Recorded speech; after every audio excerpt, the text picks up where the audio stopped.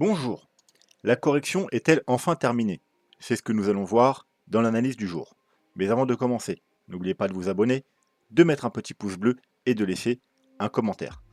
Alors aujourd'hui, on va pas perdre de temps parce qu'on a quand même pas mal de petites choses à voir, donc on va se diriger directement vers la cryptomap du jour qui est plutôt mitigée. Alors elle est légèrement dans le vert, vous voyez qu'on peut le voir ici, la semaine est toujours dans le rouge, mais alors malgré le rebond du Bitcoin, c'est encore un peu comme la dernière fois, malheureusement, il y a encore pas mal de petits altcoins qui galèrent et qui ne suivent pas. Donc c'est plutôt un mauvais signe. Mais voilà, on va attendre. Peut-être qu'ils ont juste un petit peu de retard. En tout cas, on a quand même 2-3 alcools qui performent bien, notamment FTM avec 13%, Safe avec 11% et Core avec 12%. Au niveau du portefeuille de la chaîne, bah, du coup, vous voyez que malgré le rebond du Bitcoin, eh bien, il n'a pas bougé, il est toujours aux alentours des 25 000 dollars. On a un petit nouveau, c'est Notcoin Not, tout simplement, c'est encore un launch pool de Binance. Alors pour l'instant, il n'a pas rapporté grand-chose, hein. Il est juste à 6 dollars, mais on verra peut-être que dans les mois qui viennent, il pourrait nous faire un petit peu plus si il devait pumper un petit peu. Le dollar par contre c'est très bien, hein. Rejet, c'est ce qu'on voulait, un rejet du haut du range, hein. Donc là c'est très bien, on a un petit rejet. Donc on aimerait bien qu'il se dirige tout simplement vers le bas du range, ce serait très positif pour le Bitcoin. Et si il voulait bien casser le range par le bas, et du coup on aurait probablement une forte baisse qui s'en suivra, et là ce sera extrêmement bullish pour le Bitcoin. Ensuite, premier graphique pour le Bitcoin. Donc c'est notre fameux petit range, hein, qu'on a, vous voyez, fait un petit fake out vers le bas pour aller rechercher tout simplement ce niveau de support, cette trendline, hein, c'était l'ancien canal du début du bull market du Bitcoin. Donc on est venu chercher, on a réintégré, on a fait un pullback, c'était un point d'entrée intéressant aux alentours des 61 000 dollars. Et pour l'instant, on rebondit. Donc l'objectif, premier objectif, c'est bien évidemment le haut du range, hein. Alors pour ceux qui sont entrés ici, il faudra prendre au moins un petit peu de profit ici, hein. Alors je parle des traders, hein, bien entendu. Et si vraiment on devait être amené à casser le range par le haut, et bien tout simplement l'objectif c'est la hauteur du range reportée à la cassure, et ça nous donnerait un objectif aux alentours des 85 000 dollars. Voilà. Et au contraire, si on casse le range par le bas et qu'on réintègre ici, et bien l'objectif ce sera plutôt d'aller chercher, ben, vous voyez, vu qu'on réintègre le canal, tout simplement le bas du canal, hein, vers les, alors ça dépendra combien de temps ça prend, hein, vers les 42 000 dollars.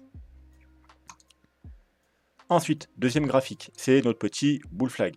Donc on a une double figure parce qu'on a un bull flag, vous savez que c'est une figure de correction bullish, et également une petite épaule, tête-épaule inversée. Donc on est en train d'essayer de valider la cassure de la double figure, au passage, en même temps le bull flag et en même temps l'épaule, tête-épaule inversée.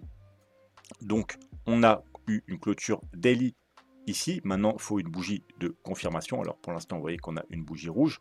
Alors on pourrait venir faire un pullback ici, hein, donc ce ne serait pas gênant aux 64 700 dollars. Par contre, il faudrait éviter de réintégrer et de confirmer la réintégration. Forcément, ce sera plutôt bearish. Mais si on a une belle validation ici, ou demain, hein, parce qu'on pourrait avoir un pullback aujourd'hui et puis une bougie de validation demain, ce serait plutôt bullish. Le premier objectif, c'est tout simplement la hauteur du bull flag ou alors la hauteur de la tête, et peu importe si on prend l'un ou l'autre, ça nous donne des targets similaires, c'est-à-dire c'est un retour vers le haut, donc à la TH aux alentours des 73 000 dollars. Ça, c'est le premier objectif. Et si on devait vraiment valider ce bull flag, alors je vous rappelle, là on l'a en daily, mais le bull flag, en réalité, c'est un bull flag, vous voyez que c'est un bull flag weekly, hein. Donc techniquement, pour vraiment valider ce bull flag, il faudra avoir une clôture et une validation weekly. Alors si on a déjà en daily, c'est une bonne chose, mais la vraie validation se fera en weekly. Et si on a une validation weekly, donc comme je vous ai dit, le premier objectif c'est les 73-74 000 dollars. Et le deuxième objectif d'un bull flag, c'est tout simplement, on prend le mât du drapeau, hein, un flag, hein, c'est un drapeau, donc on a un mât du drapeau et un drapeau. Donc on prend le mât du drapeau, on le reporte à la cassure, et là ça nous donne une target beaucoup plus haute, ça nous donne une target aux alentours des 123-124 000 dollars. Ensuite, au niveau de ce graphique, donc là, on est sur une résistance, hein, c'est l'ancienne trendline, hein, on est revenu tester ici un certain nombre de fois, on l'a cassé, on est venu faire un pullback, nouveau rejet, et puis on reteste à nouveau. Alors là, on avait notre niveau d'achat aux 57 000 dollars, on avait ici pour ceux qui ont loupé ici, un autre niveau d'achat aux 60-61 000 dollars, hein, qui correspondait entre autres au pullback sur d'autres petites trendlines également du RSI. On avait une trendline, on l'a cassé, pullback ici. On avait également les moyennes mobiles et 2-3 autres petites choses à ce niveau-là. Donc c'était un petit niveau intéressant pour faire les achats. Pullback également sur la trendline jaune baissière. Le premier objectif, c'était de revenir tester le haut du coup de cette trendline. Donc c'est fait. Maintenant, il faut valider. Alors effectivement, vous voyez là, on est en train de, hop, de casser légèrement vers le haut, bien que ce ne soit pas encore validé puisqu'il faut la bougie de confirmation. Mais par contre ici, on n'a rien validé du tout. On est sous une résistance, donc il faut être très prudent. Voilà. Par contre, bien entendu, si on valide la cassure ici, au passage, on aura validé ici, eh bien ce sera plutôt bullish pour le Bitcoin et il faudra s'attendre à continuer la hausse. Donc au niveau des indicateurs, hop, on va s'enlever ici. Donc on est venu s'appuyer sur la moyenne mobile 100, c'était très bien. Maintenant, on est en train d'essayer de casser la moyenne mobile 50. Donc, vous voyez qu'on a une clôture au-dessus. Encore une fois, il faut une bougie de validation. Donc, hein, la bougie aujourd'hui est très importante. Alors, encore une fois, là, peut-être qu'on est juste en train de faire un pullback et que ce sera seulement demain la bougie de validation. Mais en tout cas, il nous faut une belle bougie verte au-dessus de cette moyenne mobile 50 pour valider tout simplement la cassure. Et du coup, on repassera eh bien, par rapport aux moyennes mobiles bullish en daily sur le Bitcoin.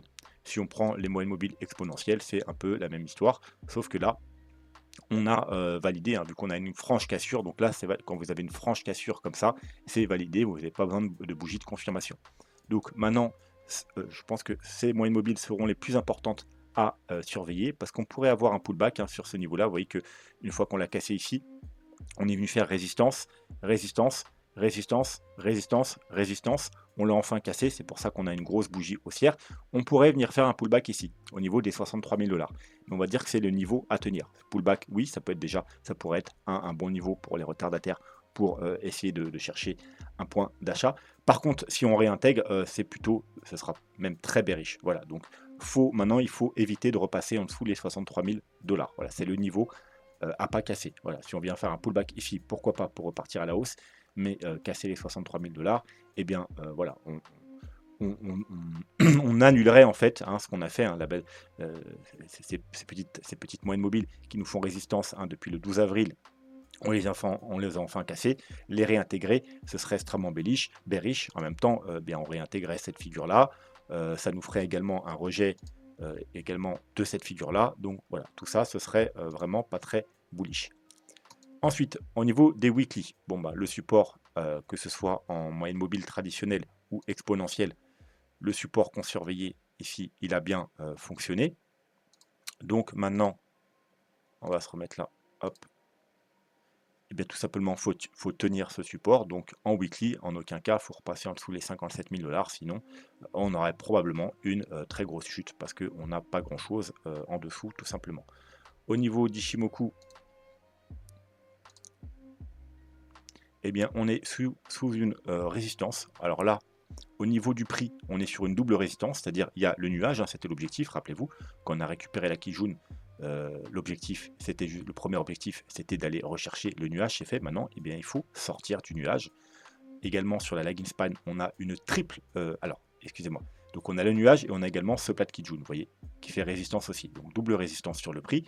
Au niveau de la lagging span, on a une triple résistance. On a le haut du nuage, on a le prix en lui-même et on a la Kijun. Donc voilà, on est sur un fort niveau de résistance. Si on rajoute le graphique, voilà, ça nous fait voilà, pas mal du coup de résistance sur ces niveaux. Mais si on arrive à casser tout ça, eh bien ce sera extrêmement bullish. Et sur Ishimoku, on repassera bien totalement bullish parce que le prix sera au-dessus de la Kijun, au-dessus de la Taikan, au-dessus du nuage. Et la lagging span sera également au-dessus du prix, au-dessus du nuage et au-dessus de la Kijun. On sera totalement bullish sur Ishimoku en daily. Mais pour l'instant, on est simplement en dessous d'une grosse résistance. Donc c'est vraiment pas le moment de faire des achats. Au contraire, pour ceux qui seront très plus bas, ça peut être un moment pour prendre un petit TP. Alors bien entendu, je parle des traders, hein, pas des investisseurs, et plutôt des traders court terme, ceux qui jouent une prochaine vague haussière.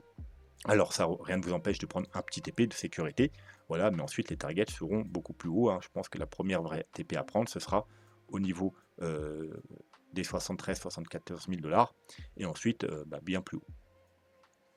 Et en weekly, eh bien en weekly, on est encore sous une résistance. Voilà, on a cassé la Tenkan. On a eu un premier rejet ici, et là, on est en train de la travailler. Donc pareil, une clôture weekly au-dessus des 65 000 $, eh bien on repassera totalement bullish sur Ishimoku, parce qu'on sera au-dessus du nuage, au-dessus de la Kijun, au-dessus de la Tenkan, et on a la lagging span qui est bien au-dessus de tout ça. Donc voilà, on repassera totalement bullish, hein, comme ici. Vous voyez, ici, hop, on est repassé au-dessus, puis hop, on est bullish. Là, on a une petite correction, hop, on repasse au-dessus de la Tenkan, on repasse totalement bullish. Là, on vient ici, on vient la casser légèrement. Comme je vous avais dit, il faudra rapidement la réintégrer, parce que sinon, c'est direction la Kijun. Et ensuite, si on casse la Kijun, c'est problématique, parce qu'on repassera totalement bearish. Donc là, on est en train d'essayer de récupérer la Tenkan. Si on arrive, eh bien, on validera tout le reste qu'on a vu précédemment. Et voilà, il faudra s'attendre à aller retester la TH, voire aller faire des nouveaux plus hauts. Donc, pour résumer, on est sur un niveau clé. Ça veut dire que sur certains indicateurs, sur certains paramètres graphiques, on est déjà en train de casser les niveaux importants, mais ils ne sont pas encore validés. Il faudra qu'aujourd'hui et demain, donc les jours qui viennent sont très importants, qu'on valide la cassure de ces niveaux. Et sur d'autres, eh bien, on est sous une résistance et il faut monter encore un petit peu pour valider ces niveaux. Hein. Donc grosso modo, faut mieux se focus sur les niveaux qu'on n'a pas encore cassés. Donc vraiment, maintenant, il faudrait casser en daily et même mieux en weekly les 65 000 $, et surtout tenir, comme on a vu, les 63 000 $, parce que sinon, ce serait plutôt bearish. Voilà, donc on pourrait faire un petit pullback, pourquoi pas, sur les 63 000 $, mais il ne faudrait pas passer plus bas, sinon, ça serait problématique. Par contre, si on arrive à casser ces 65 000 $ déjà en daily et qui plus est en weekly, eh bien ce sera un très bon signe, surtout que le dollar, voilà, c'est bon aussi pour le dollar, donc ça ne va pas mettre de frein pour le Bitcoin, et au contraire, s'il continue la chute, ça va même booster les marchés à risque, donc les marchés traditionnels et également les cryptos. Mais voilà, il faut valider. Donc là, on est en attente de validation. Donc ceux qui sont dans le trade, hein, rien ne vous empêche de prendre au moins un petit TP de profit. Et ceux qui ne sont pas rentrés et qui cherchent à rentrer, vaut mieux attendre maintenant les validations, parce que là, on est simplement sur une grosse, sur plusieurs même résistances. Voilà, du coup, maintenant, on va faire un petit tour du côté des altcoins. Donc, n'hésitez pas, si vous voulez que j'analyse, que ce soit vos cryptos préférés, mais également, je vais analyser aussi toutes sortes d'actifs, donc également les marchés traditionnels. Eh bien, c'est la section commentaires est faite pour vous. Vous me donnez ce que vous voulez que j'analyse, et eh bien, je les analyserai dans les vidéos suivantes. Donc, je vous rappelle aussi que vous pouvez aller voir en dessous chaque vidéo. Il y a tout un tas de vidéos à voir qui sont intéressantes, notamment le tuto sur les vagues d'Elliott pour lorsque je fais des vidéos avec des vagues d'Elliott, vous compreniez ce que je raconte. Également, vidéo très importante, c'est le bull run. C'est tout sur le bull run, c'est-à-dire qu'est-ce qu'un bull run, qu'est-ce qu'un bull market, est-ce qu'on est déjà en bull run, etc., etc., quand il a commencé, quand il va se terminer, etc. Là, d'ailleurs, vous avez les objectifs du bull run. Halving en mouvement, très important, ça va avec la vidéo bull run. Voilà, puis voilà, vous avez tout un tas d'autres vidéos intéressantes à regarder. Et pour ceux qui veulent soutenir la chaîne, très important, vu qu'on n'a pas beaucoup d'abonnés, donc besoin de soutien, vous avez tout simplement là toutes les plateformes que j'utilise moi-même pour trader ou pour investir, donc sur les cryptos. Et pour ceux qui veulent se diversifier, et je le rappellerai jamais assez, c'est extrêmement important, hein, si je dois vous donner un conseil en investissement, c'est diversifiez-vous. Ne restez pas seulement sur les cryptos, exposez-vous aussi un petit peu au marché traditionnel. Et pour ce faire, pour moi, une des meilleures plateformes, c'est Trade Republic. Vous avez également un lien ici. Donc maintenant, on va passer au premier altcoin du jour, qui est Alph Alephium. Donc, j'ai beaucoup entendu parler de cette crypto, elle tourne beaucoup, hein, que ce soit sur Twitter, sur YouTube ou tout ça, mais par contre, je ne connais pas du tout le projet, donc au niveau fondamental, je ne pourrais pas vous dire si c'est un bon projet ou un mauvais projet. En tout cas, en termes de vue graphique et technique, ici, bien entendu, c'était un très bon niveau d'achat. Pourquoi? Parce que voilà, ici, on est venu faire support, ensuite résistance, résistance, on l'a passé, on a fait deux magnifiques pullbacks avec un très joli W. Hein. Donc là, c'était un très bon moment dans cette zone entre les 13 centimes et les 20 centimes à la cassure ici, voire dernier moment ici à la validation de ce W vers les 40 centimes. Hein. Voilà, mais vraiment ici, c'était bien pour rentrer. Maintenant, effectivement, on a quand même pas mal up depuis. Donc c'est forcément moins intéressant, mais voilà, si on devait continuer à monter, on a fait une première vague haussière, une correction en ABC classique, et puis une deuxième vague haussière. Donc normalement, on s'attend, là on est probablement dans une vague 4, et puis on attend une nouvelle vague haussière. Donc les niveaux d'entrée pour cette vague 0,618, c'était un très bon niveau d'entrée. Alors on n'est pas encore trop loin, finalement c'est encore intéressant. Et ensuite là, il y a les 0,786. Et si on passe les Fibo, puisqu'on a quand même bien up en logarithmique, là, on est venu justement travailler les 0,236, on est encore pile dessus, donc c'est encore un niveau intéressant d'entrée. Et ensuite, il y aura les 0,382. Voilà pourquoi j'ai mis un petit rectangle blanc. Là, on a les 0,786, les 0,382. Ça nous donne, si on devait rechuter, c'est un niveau intéressant d'entrée. Alors, ça se situerait entre 92 centimes et 1 dollar. Voilà, donc aux alentours des 90 centimes, 1 dollar.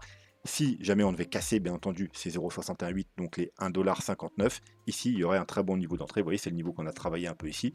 Voilà. Maintenant, on ne va pas forcément y aller. Hein. Peut-être qu'on va casser vers le haut. Donc, vaut mieux attendre peut-être une petite confirmation avant d'entrer. Hop, on va se mettre en daily. Ouais, non, 3 jours, c'était bien.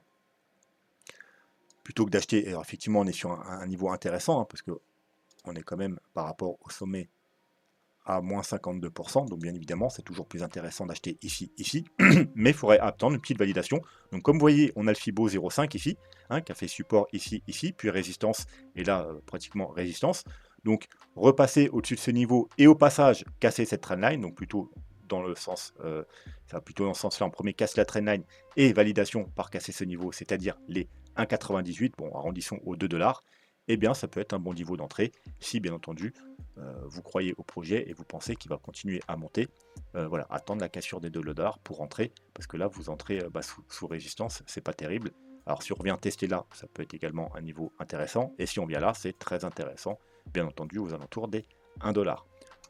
En ce qui concerne Alf, alors il est 337 au market cap, donc il a un potentiel de croissance intéressant.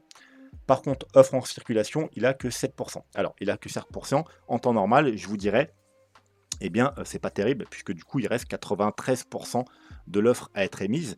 Mais cet altcoin est quand même en circulation depuis janvier 2022, donc ça fait plus de 2 ans maintenant, et il n'y a que 7% en circulation. Ce qui veut dire que il a une tokenomique plutôt bien faite, c'est-à-dire qu'il délivre ces tokens petit à petit, on a environ du 3% par an, puisque l'année déjà, on est déjà au mois de janvier, février, mars, avril, mai, ça fait déjà 4 mois.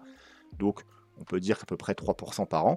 Donc finalement, bien qu'il n'y a que 7% en circulation, eh bien si, alors c'est à vous d'aller jeter un petit coup d'œil à la tokenomique, si ça ne va pas changer ou quoi, mais si ça continue comme ça veut dire 3% chaque année, et bien finalement, c'est pas très grave qu'il n'y ait que 7% en circulation, puisque 3% par an, c'est pas ça qui va freiner l'évolution de la crypto, c'est vraiment faible, 3%. Il y en a sur les premières années, elles sortent 10, 15, 20% des jetons sur l'année, donc là c'est que 3% par an, 3% des jetons qui vont arriver dans l'année, c'est pas ça qui, si jamais la crypto devient bullish, c'est pas ça qui va freiner son développement. Donc en temps normal, 7%, c'est plutôt bearish, mais vu apparemment il y a une bonne tokenomique, à vous d'aller vérifier, eh bien finalement, c'est pas bearish, au contraire, c'est plutôt même bullish.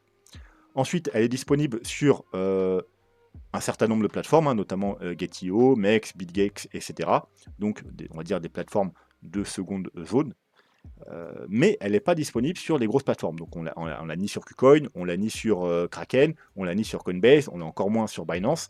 Donc ça pourrait être pas mal de jouer ce coup-là, au cas où dans les semaines ou mois qui viennent, elle devait être listée sur des grosses plateformes. Eh bien effectivement, ça pourrait emmener beaucoup de liquidités et voir le prix décoller. Voilà. Donc est-ce que le projet est intéressant? Ça, je pense, c'est la chose à faire si vous voulez si vous êtes intéressé par Alf, puisqu'au niveau du graphique, c'est plutôt pas mal. Au niveau de la tokenomique, ça a l'air correct. Elle est listée quand même sur certaines plateformes, c'est pas genre elle est listée que sur les plateformes décentralisées et de 3 plateformes obscures. C'est quand même des plateformes, on va dire, de seconde zone, donc Gate.io, MEX, BitGet, etc.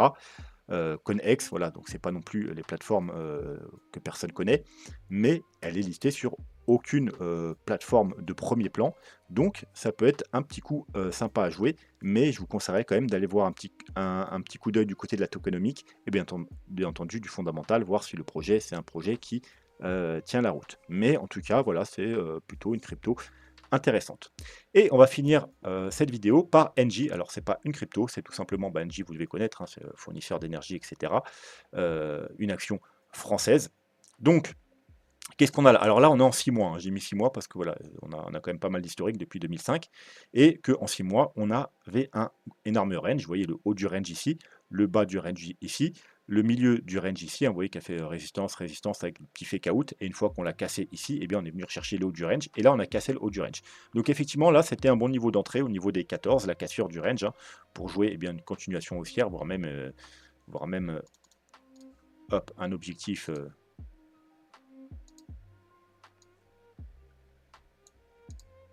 hop, du coup, qui nous emmènerait vers les 27 $. Voilà.